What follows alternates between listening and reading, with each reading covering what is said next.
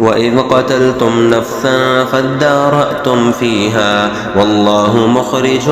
ما كنتم تكتمون فقلنا اضربوه ببعضها كذلك يحيي الله الموتى ويريكم آياته لعلكم تعقلون ثم قست قلوبكم من بعد ذلك فهي كالحجارة أو أشد قسوة وإن من الحجارة لما يتفجر منه الأنهار وإن منها لما يشقق فيخرج منه الماء وإن منها لما يهبط من خشية الله وما الله بغافل عما تعملون أفتطمعون أن يؤمنوا لكم وقد كان فريق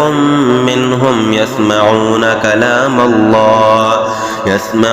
كلام الله ثم يؤرفونه من بعد ما عقلوه وهم يعلمون وإذا لقوا الذين آمنوا قالوا آمنا وإذا خلا بعضهم إلى بعض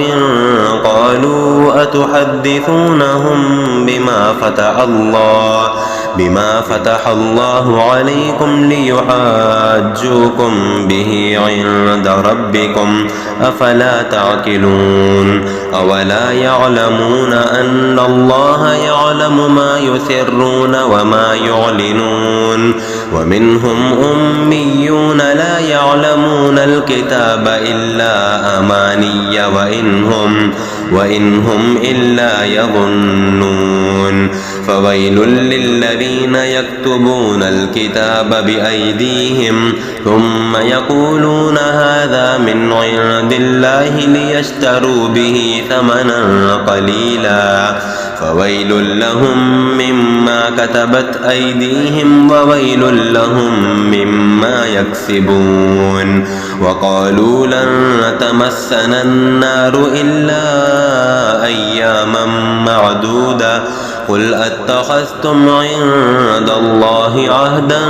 فلن يخلف الله عهدا أم تقولون على الله ما لا تعلمون بلى من كسب سيئة وأحاطت به خطيئته فأولئك أصحاب النار هم فيها خالدون والذين آمنوا وعملوا الصالحات أولئك